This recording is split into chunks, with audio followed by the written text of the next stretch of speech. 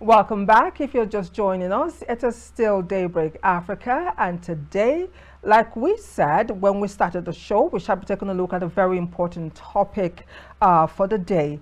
Now, politics, elections, and voting are one of the ways that any nation can effect the change that it desires in governance. Unfortunately, in Nigeria, there seems to be apathy among Nigerian youth. For that reason, we shall be taking a look at a very important topic today: youth apathy in politics, breaking the jinx in Nigeria. Our guest is already here. We thank God for that. He is none other than Dr. Ajisola Omojeje. Is a senior lecturer, African history, culture, and historiography at the Adeyemi Federal University of Education here in Ondo State. It's so nice to have you on the show once again. Madam, it's a pleasure meeting you. A very good morning to you, Doctor. Good morning. How are you doing today? Well, I'm fine. Always, Doctor is always fine. So let us go straight to the topic for the day, taking a look at youth apathy in election politics and, of course, voting in the country. Now, while we were doing our intro, I did tell my colleague that apart from 2023, where we saw the large turnout of the Nigerian youth for election, the story hasn't been the same since 1999, right from 2015 to 2019. In fact, 2019 saw one of the lowest turnout, of voter turnout ever that we've experienced in the country. And this has been something that has been consistent, with our history, even right from since independence, as it were. I would really want your take from the top as we delve gradually into the issue, why you think this has been the trend and where and how did it begin? Thank you, my madam. Youth apathy in Nigerian politics. Ordinarily, it wasn't like that before, because the drivers of political trends in Nigeria, even before independence, were the youths. In fact, the first, let me call it, political party in Nigeria was formed by youths. Abath Macaulay, the J. Kesley Hayford, and then from Nigerian National Democratic Party in 1923. In 1936, those who formed the Lagos Youth Movement, which became Nigerian Youth Movement in 1938, were youths. Talk of Awolowo, Azikiwe, these Odema of Ishara, Adeyemo, these all those people, they were youths. And those who formed the government in Nigeria, First Republic, were youth. So the youths were usually carried along because they believe in the country.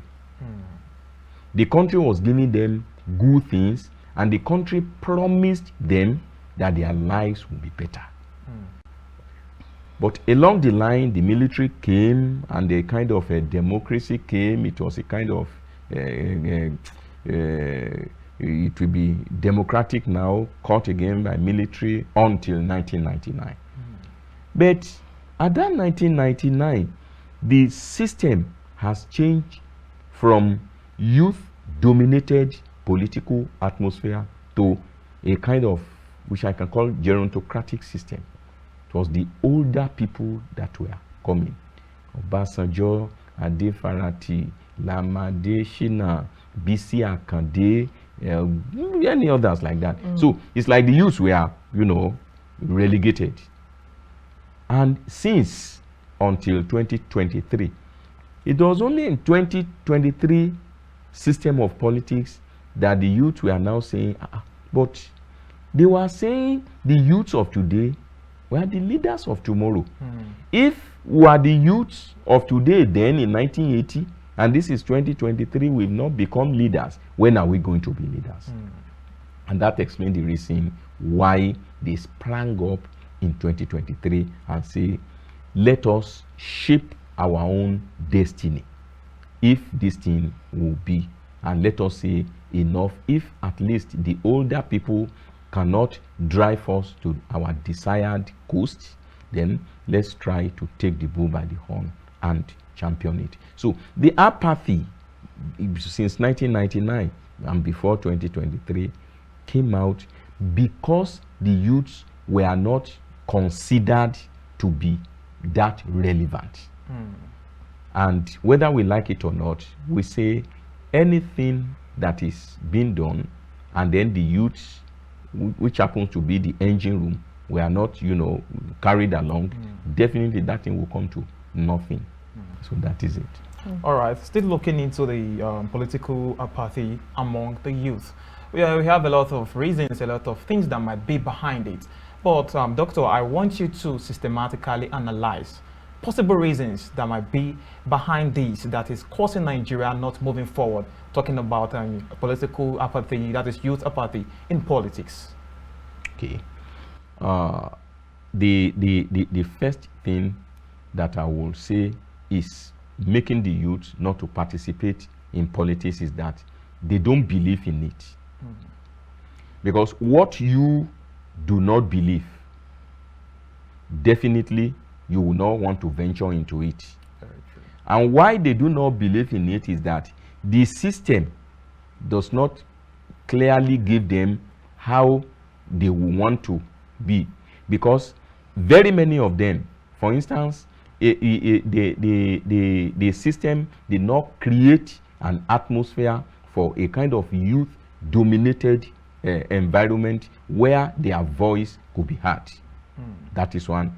Then the kind of education that we receive is a kind of education that gives much impetus on civil service.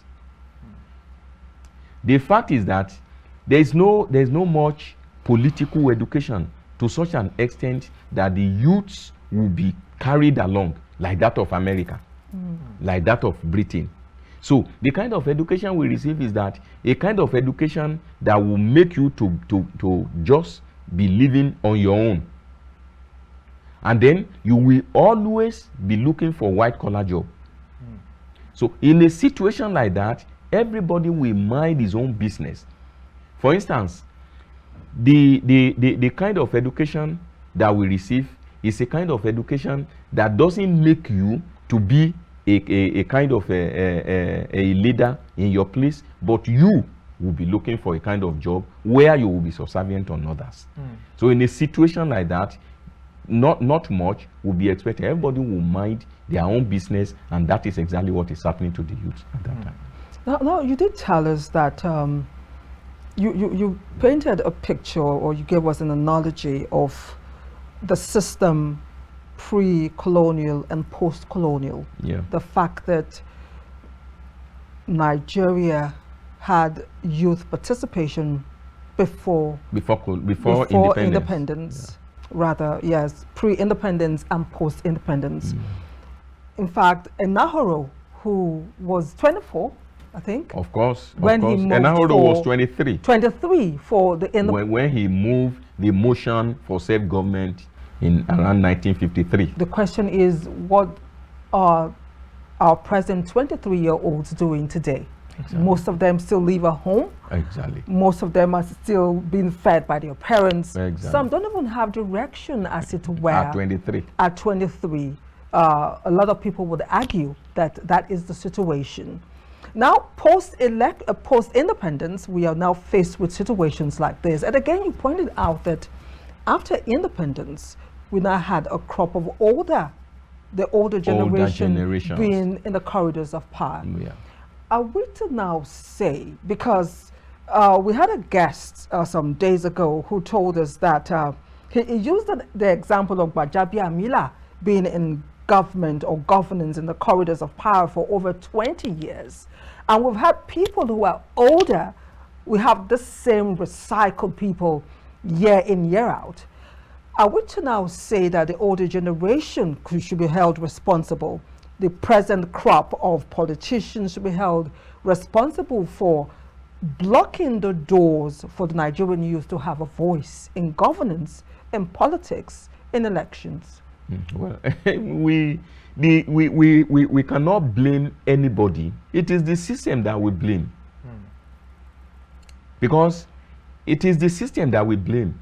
We can't blame anybody. The system is made in such a way that it is a kind of winner takes all. Those who are there will not want to leave, and if they want to leave, they will want to create an avenue for nepotic influence, whether this is their son or their cronies or all this, to be there, to continue. Why such a thing is being done like that, I may not know. The interest they are protecting, that is there. So there are a lot of people that want to be in politics, but the system does not allow. Then another thing is that when we are talking of youths in politics, there are some youths in politics that when they are there, even they behave more, treacherous than the older people. For crying out loud, Better I Do is not an older woman. Yaya Bello is not that old. So, and we know what they did when they were put into positions of responsibility. These are just examples out of the lots. Do you use Edu and Yaya as yardstick for over 200 million Nigerians? No, I'm not saying that. But I'm just saying that youths nowadays, if they are in politics, the tendency is that they might behave like the older people, because that's why I say it is the system that we have to blame. The system has been so made in such a way that you can't beat them. So you have only to join need them. to join them. And the system is made in such a way that when you get there, you will be faced with just two alternatives, which I call devil's alternative. Between the devil and the deep blue sea. It's either you bend or you break, but nobody will want to break, so they will rather bend. So if I get you very correctly, Doctor, you made mention of some two factors that really catch my attention. The system. You also made mention of the education. Now the educational sector is also part of the system, the way it has been orchestrated. Yeah. So now they make us believe if you go to school and you graduated, the next thing you have to do is to go look for a white-collar job to feed yourself and your family probably. No involvement in politics and governance. You are not concerned. You just look out for yourself. Now, the system is bad, as you've said it. Now, also the system gave room for godfatherism. When I'm out, I still want somebody that will be answerable to me so that I will still be in power. That's why we have recycling of over 30, 40 years still in the system. Exactly. Now, the system has been corrupted. Now, you said that we bend or we break. Definitely, if I'm going by what you say, it means that we do not have light at the end of the tunnel. It means it's just going to remain that way, so we don't have any solution for it. Is that what you're saying? There might be solution. There is nothing. To 100 funny questions, there are 100 funny answers. Okay.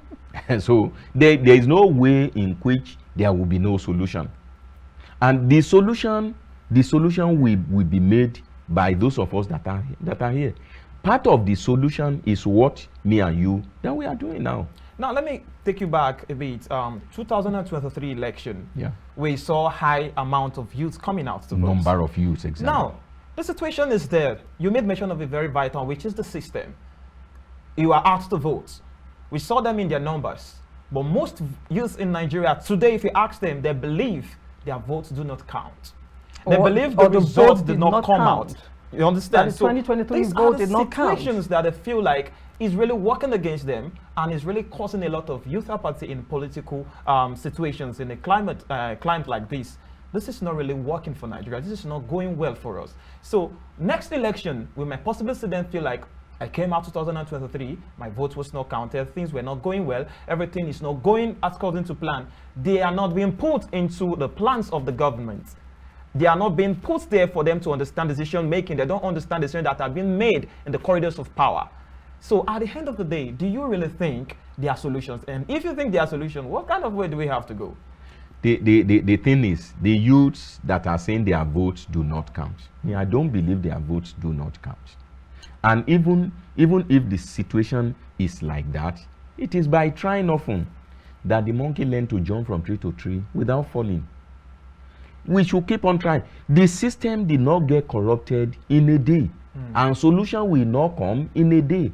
And then solution will not come by, moving away from the theaters of politics, or from the theaters of quote and unquote war. Now, because 2023 you felt your candidate did not win, your vote did not count, the system made it like that, and then you run away, the same set of people will come.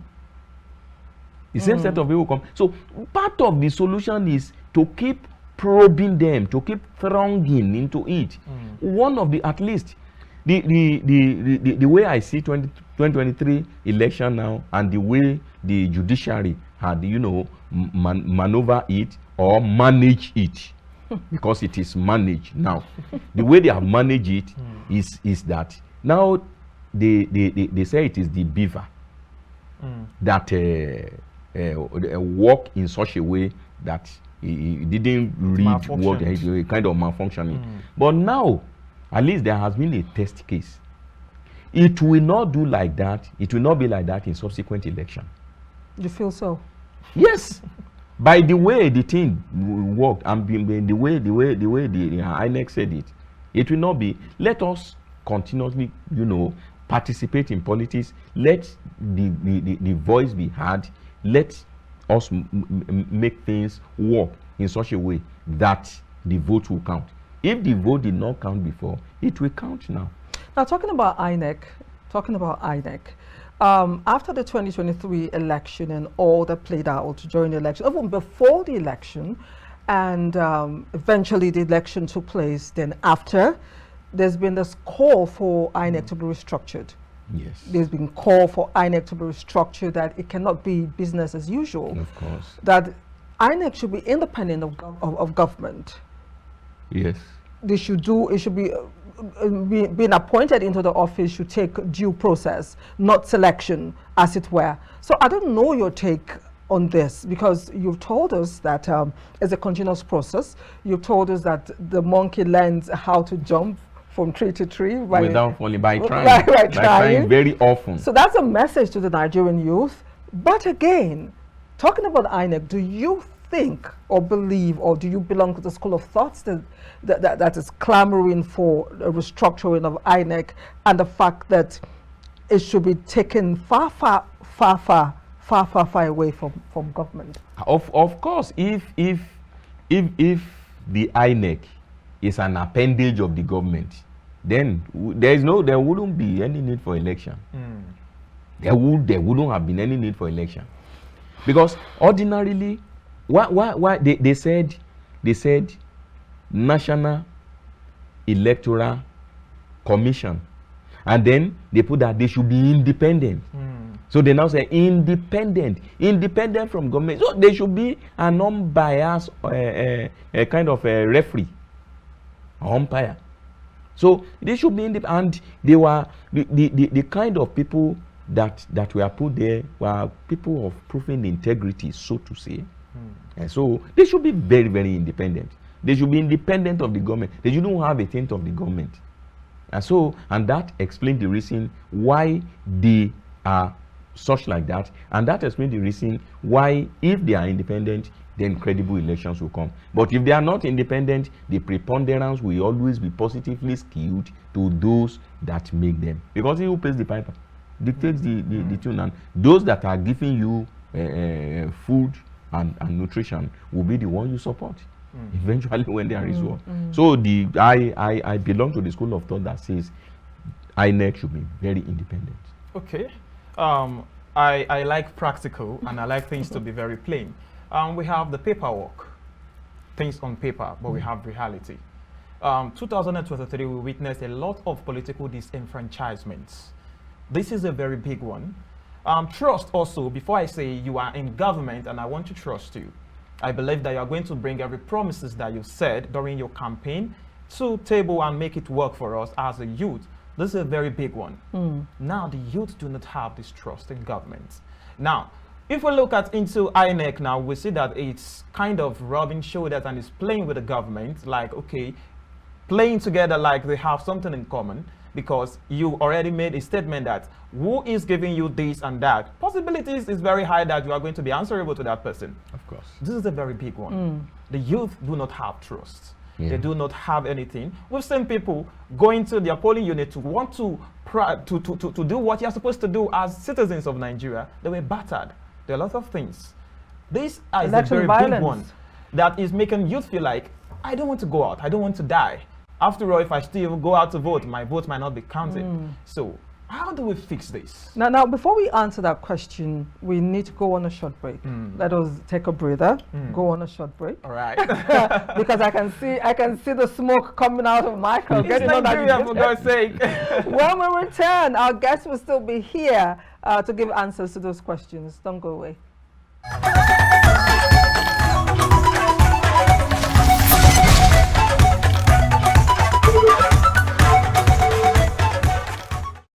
Welcome back. Of course, it's still Daybreak Africa. If you're just joining us, I am still Michael Obagiri. And today we are talking about youth apathy in politics. This is a very big one, and we've been doing a lot of discussion on it. We have a guest in the studio, Dr. Omojeje, which has been doing very big justice to most of the questions we're bringing your way and his way today. We do ask him, a lot of disenfranchisement has been happening, a lot of distrust in the youth concerning the electioneering and everything that has been happening in the political scene, the corridors of power, the decision making. And he's about to give a lot of, let's say, justice to what I've asked so far. Doctor, please continue from where you stopped. Okay. If I get you right, you said because of disenfranchisement and all these things that wouldn't this one dissuade the youth from participating again? Especially their trust has been dashed. Exactly, because their trust has been dashed. It's all right. You see, I want to let you know something, that no matter how bad the biological father of a person is, the person still remains his father. You cannot say because your father is bad, you will pick another person to be your father. One, the youth should know that Nigeria is their country. Whether they go to Canada, they go to Australia, they go to Siberia, they will still come back to Nigeria. Then another thing is that you cannot correct a system by running away from it. Yes, they were disenfranchised. Yes, they don't have trust in the government. I have my own bias also. I have my own bias. Even to the politicians, there are some politicians that you work for them, you don't see anything. And they will be making mouth on the screen, they will be carrying out white elephant projects. Projects that does not support, that will not even add value to you. But the enormous wealth will be siphoned by them through those projects. Yes, this makes a lot of people to have distrust. And it can demean the mind of poison the mind of a person that you will not even go to anything. But that is not the issue. That's not the issue. Yes, I know that all these things culminated in the way the youth, not only the youth, even the middle-aged people were saying, let us leave it to them. But let me tell you one thing. They said in Yoruba, they said, Tomba ni kan fi wèrè sílẹ̀ kó ṣe òkú ìyá ẹ̀ bó ṣe wù ó lè súnjẹ. What does that mean? You see, if a madman is left alone to take care of his mother's corpse, the madman can roast the corpse and eat it, and which is not good. So we shouldn't say the older people, yes, they are doing it, but it is the duty of the younger people, because they still have the sinewy energy to probe on, to continue. You can't correct a system by running away, and you cannot correct a system by going there once. So it is, that's why I say it is by trying often that the monkey learn to jump from tree to tree. Even with your life? Without. Even with your life, will you have to still try with your life? Because we've seen situations where people die. Excuse me, this is not the first time. I don't pray for calamity to happen to anybody, but this is not the first time, and it happened not only in Nigeria. Idi Amin of Uganda said the other time that whenever there is a change in government, few heads must roll. For God's sake, Abraham Lincoln paid the supreme price. John Fitzgerald Kennedy paid the supreme price. Many people were killed. Many youth, many lives were lost during the First Republic, in the Second Republic, Operation Wettier, and many others. That does not mean we should not continue doing what we are doing. Ken Saro-Wiwa the other time, he said even if they kill him, they can only succeed in killing his being, but they cannot kill his voice. So it is the people, for God's sake, and I'm sure if it is done very well, death will not occur. That is it. The Israelites, the other time, he said even if you kill them in droves, that you are only using the blood to be manure, that that the tree of democracy is being watered by the blood of the patriot. He said it is its natural manure. Now, talking about talking about election violence, and talking about the fact that people need to do, in most cases or in some cases, we have situations where you have human sacrifices for change to occur, as it were. And again, the Nigerian factor is a peculiar one. Nigeria is a peculiar nation. This is the greatest nation in the world, if you ask me. People have asked in time past, oh, why didn't you leave the country? Why didn't you? The only reason why I haven't run away, or I've stayed till this time, is because I believe that this is the greatest nation on earth, if you ask me. Let us take a look at ethno-religious factor. This is one factor that has held the country under grip, as it were. You were on the show some time ago, and we talked about religion and politics, its effect on Nigeria, as it were. Yeah. If you flip it, there's a way we can bring it into what we're talking about. Tell us more about how ethno-religious conflicts or situations or factor has affected youth apathy in politics, as it were. The ethno-religious factor. Yes. Generally. Yes. The youths generally. Do you think those youths, if they are not in politics, that politics will not go on? Yes, because whether we like it or not, we cannot remove the youths from politics. But ethnicity, they are also there, because each of the ethnic groups produce youths that side or fight for good things to come to their areas. And the religious factor there is that there is no way in which religion will not play its own part in this form. There is no religion that is preaching violence. Every religion, even where violence erupts through religion, when you go to their congregations, they won't say they are preaching violence. They will only say they are siding the Lord or something. Christian religions, they don't preach violence. Islamic religion, they don't preach violence. Traditional religion in all forms, they don't preach violence. But each of them will always admonish their youth to do the right things at the right time. And doing the right thing at the right time at times brings confrontation. So there is no way in which such a thing will not be coming. That is it. All right, now let's talk about the modern day. If you look at 2023, it's very peculiar here. Before the election, prior to the election, there were a lot of engagement via social media.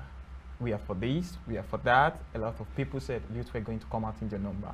Even I remember a political aspirant said, I dare youth to come out because I feel like they are just going to cast their votes via social media. We saw youth came out in their numbers, but the youth still feel our votes were not counted. Now, talking about activism in politics, talking about activism via the social media to be able to curb this youth, this apathy in politics. How do you think we can go about it using technology and social media? Well, technology, social media generally have come to stay. Now, the fact is the way we use it, because whether we like it or not, the 2023 election that you mentioned, some use social media in a way to derogate others, but I think it should be used positively to advance the cause of an individual in politics. So if it is used in such way, well, it will propose very good things. But in a situation whereby social media could be used to derogate others or to, cause havoc on others. For instance, INEC said something that some of the beavers were hacked. That is technology. Now, in a situation whereby such a thing, because whether we like it or not, if we look at the way technology is being used negatively nowadays, you will not want to use it. Some people can clothe another person with a kind of toga that is not his, and people will believe. There are make-believe social media propaganda that is being done. So in a situation like that, the country will have to be very careful, and the operators of government will have to be very careful. And these things are being perpetrated by majorly youths. So that is why I said, so we should be very careful with social media. It should be carefully monitored.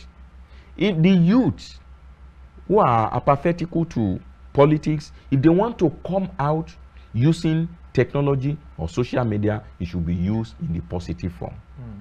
Because whether we said clear conscience fears no accusation. That is it. But you cannot make an omelette without breaking eggs.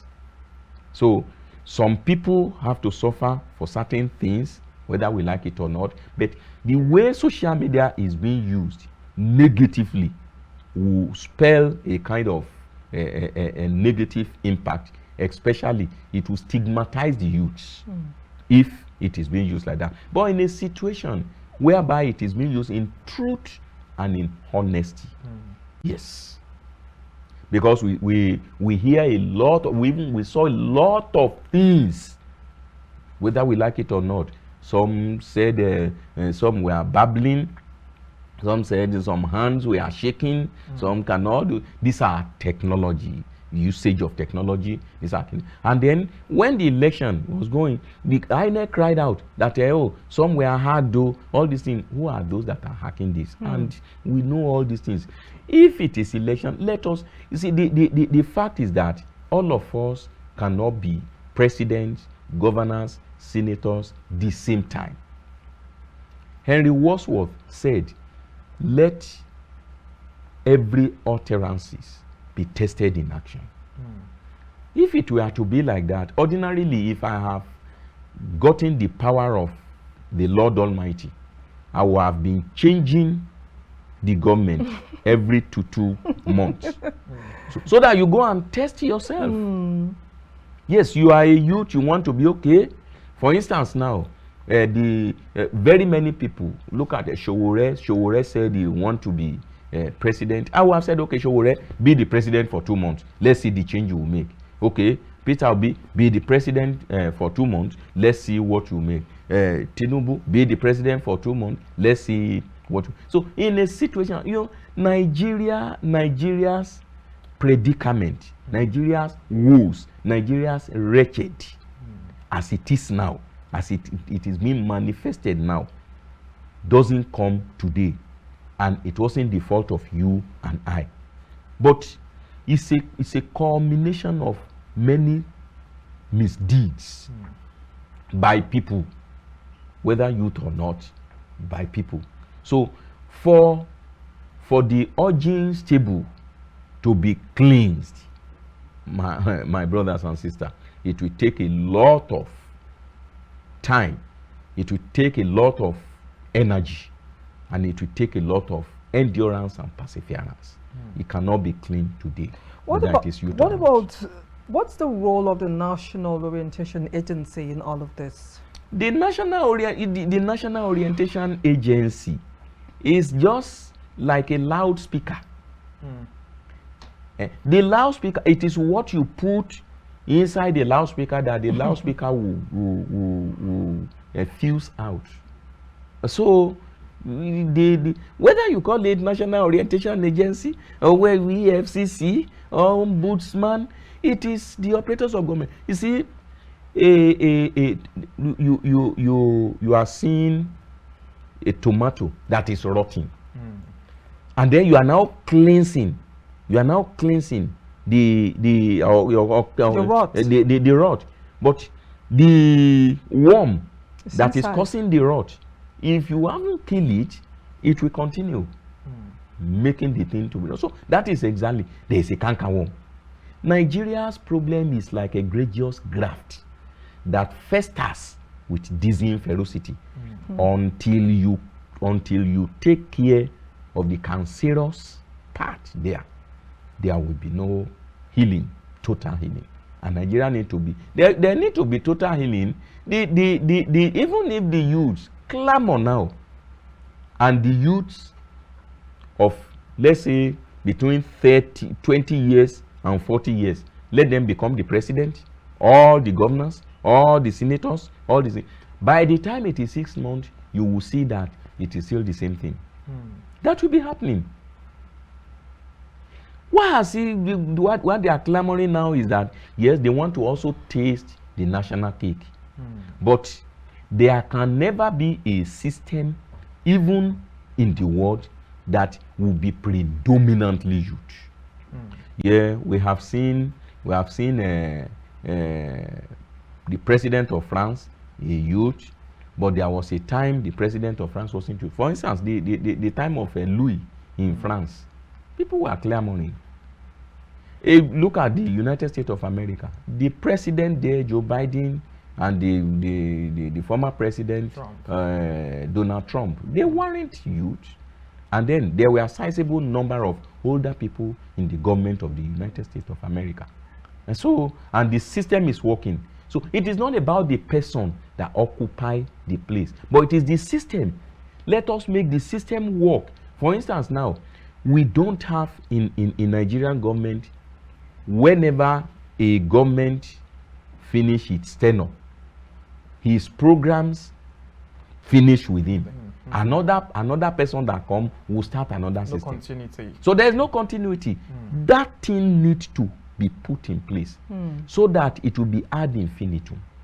So whether in America, when a president finishes his tenure, if he had cause to attend the meeting of his local government, he will stand up when the local government chairman enters, and he will sit at the back seat, not at the front.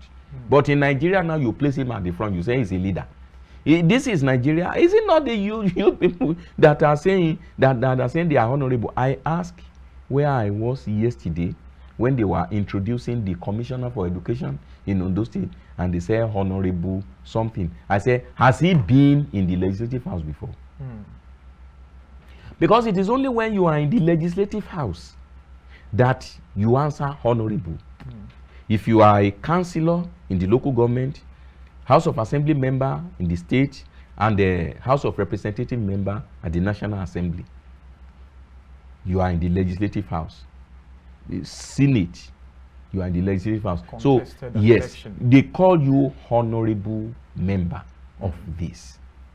I told them when I was a councillor some times ago, in this local government. I told them that, come, those who are not councillors are not honorable, but here, where you are a personal assistant to the special assistant of a commissioner, you call yourself honorable. Honorable. When you contest for a councillor and you aspire to contest, you aspire to become a candidate, honorable, and then you become an honorable. So we don't have time. Yeah, we really have Your time. final words to the Nigerian youth on this topic. My final word, well, it will not be final word. My word of advice to them is the youth should continue. They shouldn't stop. You cannot correct a system by running away. And you cannot adequately correct a system just once. It is by trying often. Like I say, that the monkey learned to jump from tree to tree without falling. Thank you. Thank you very much. We want to thank you so much, our guest for today, Dr. Ajisola Omojeje, a senior lecturer at the University of Education right here in Ondo State, who has done justice to the topic today. If you missed today's edition, catch up on YouTube and all our social media platforms so you can watch the entire discussion, which I advise for all Nigerian youth. My name is Anire Binitie. Thanks for watching the show today. See you another day. All right, it has been a very interesting episode here, I must say. What I really picked is we cannot stop. Nigeria is our home. No matter whatever is happening, we have to stick to it and make it a better place that we all envisage and believe it's going to be. Together, me and you will make the change that we request and will make Nigeria a great nation once again. From here, I remain Michael Obagiri.